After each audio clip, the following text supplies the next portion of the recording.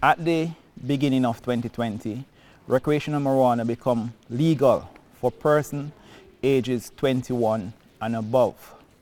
But with the legalization, there are still some restrictions.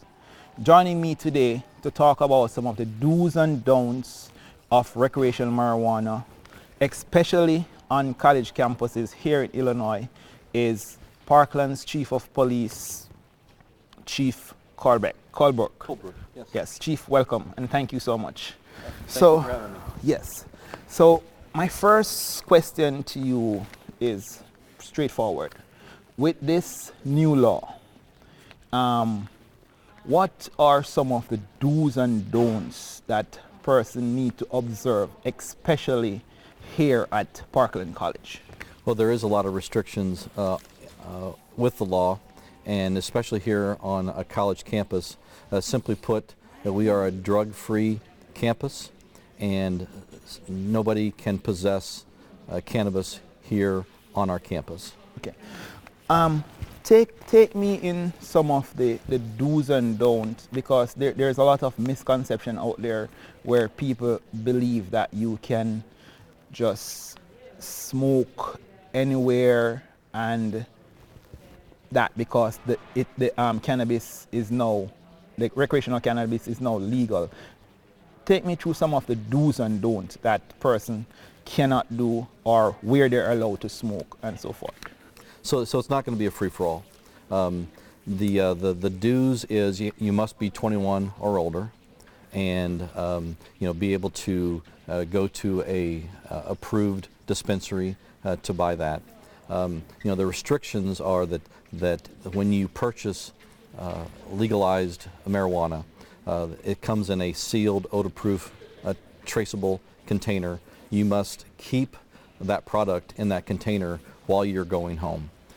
You cannot smoke the cannabis in any public place, which of course includes Parkland, but that includes the grocery store, or the grocery store parking lot, or a public park. It must be in a private residence. So, for example, what are some of the places that one can smoke legally? In somebody's residence, your own residence, in a friend's residence. However, if you are in a friend's residence and there are people that are under 21 in the immediate vicinity of the cannabis, you can't smoke it, amongst somebody that's younger than 21. But it's mostly, designed for private residences, because beyond a private residence, most everywhere is a public place, whether it be in in a car on the street, or in a public park, or like I said, the grocery store parking lot. So that's basically it's designed. The law is designed for it to be smoked in a private residence. Okay, because you answered one of my questions in part, because this is what I was going to ask. That if I have recreational marijuana in my private car, can I be like driving on the road and smoking my marijuana in my car with my windows closed? No, you cannot. You cannot have it open. You can't be smoking it in the car. It's got to be, the law is very specific. While you are transporting it in a vehicle, it must be in the odor-proof, sealed container. Okay. What are some of the main things students/persons need to know about this new law? So, of course, a vast majority of our students here at Parkland College are young individuals, age of 18, 19, and 20. They have to understand that since they have not attained, their 21st birthday, they can't purchase it and they can't possess it in any form, unless of course it's the medical marijuana. But for the vast majority of our students, our message to them is, if you're younger than 21, this law does not apply to you. And once again, our motivation behind our messaging campaign is so they know what the rules are, they know what the restrictions are, so they don't inadvertently get themselves in trouble because they have not sought out the true facts. They don't know what the true law is. So it's really important for us to let them know, just from a community caretaking function perspective, that that there is certain restrictions, and don't get yourself in trouble just because you don't know what the law is. Okay, and for persons who are caught smoking, and let's broaden this, not only marijuana, because Parkland College and even U of I are non-smoking campuses. For persons who are caught violating this rule or law, what are the consequences that is there for them to face? So for our police department, there's really no change.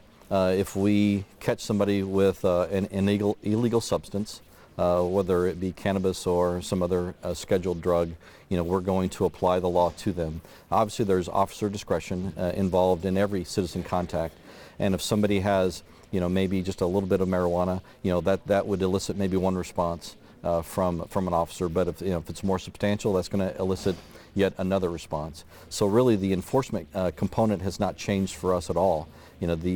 Since we are on a college campus, possession is strictly prohibited, and if we do catch somebody either smoking or simply in the possession of cannabis, then we're going to apply the law just like we did in December of 2019. Right. And you had also mentioned non-smoking campus. You're correct. Any institution of higher education here in the state of Illinois is a smoke-free campus.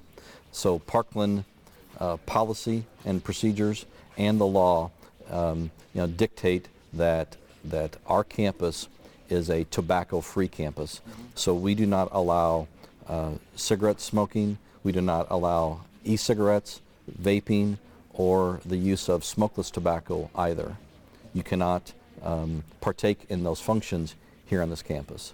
So if you intend to smoke, if you intend to use smokeless tobacco or vaping, you have to do it on property that's not owned, operated, or controlled by Parkland College, which means not only our buildings and our sidewalks, but our parking lots and every property that we own or control. Okay, so to be blunt and straightforward, we're saying that no smoking at all is allowed on the property of Parkland College, whether in your car, in the parking lot, or no way. No smoking is allowed because Correct. We're a tobacco-free / smoke-free campus. Correct.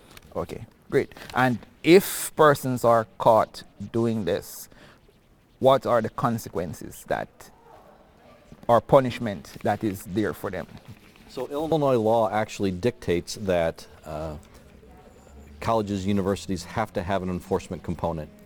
Parkland College, we concentrated on education and communication initially, but we did bring the enforcement component, into our policies and procedures.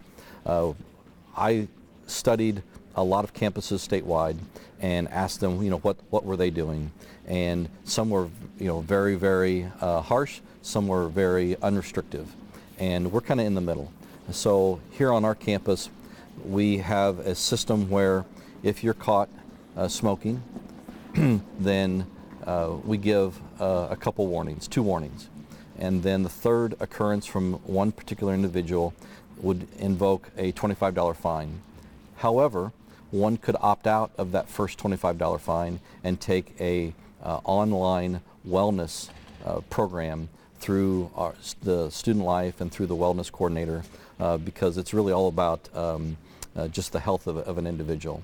So if they successfully complete that online wellness program, then that $25 fine would then be forgiven.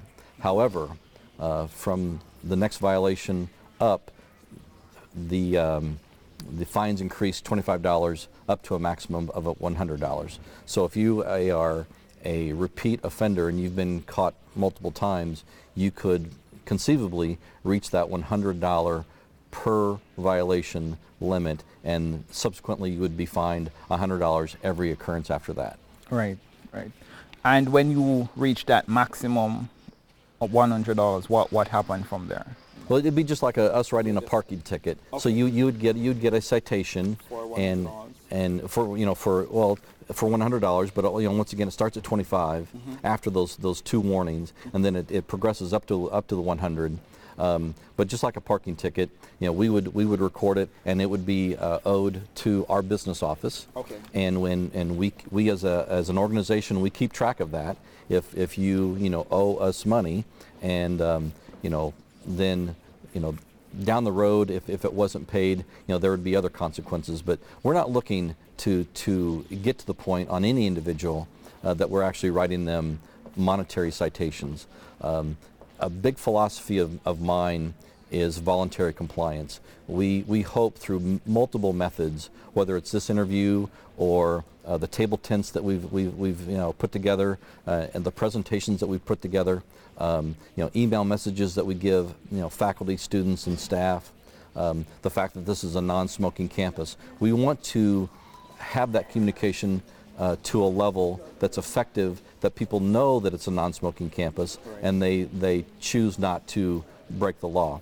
The last thing we want to do is really, write somebody a monetary citation. We will if we have to, right, but we're not seeking to do that for any purposes at all. We're seeking just for people to voluntarily follow the law through voluntary compliance. Okay, perfect. Well, that's it for me, Chief. Is there anything else that I may not have asked you that you'd want to inform not only our campus but the public at large?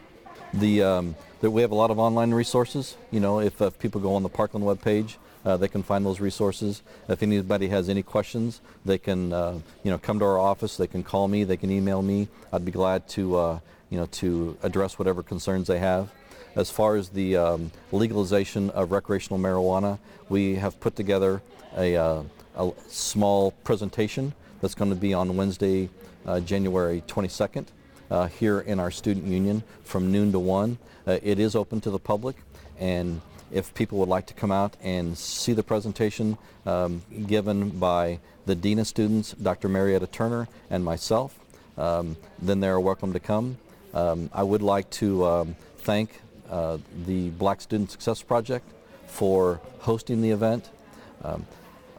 Since that presentation is going to be mostly geared towards students, it's going to be very student-centered. However, I believe that just anybody in the regular public that has an interest in Parkland College, that has an interest in what are the do's and don'ts of recreational marijuana, they are more than welcome to come out to our student union on the 22nd and watch the presentation and then ask us questions afterwards. Okay, perfect. Thank you, Chief. Thank you. Appreciate it. All right, man, no problem. Thank you so much.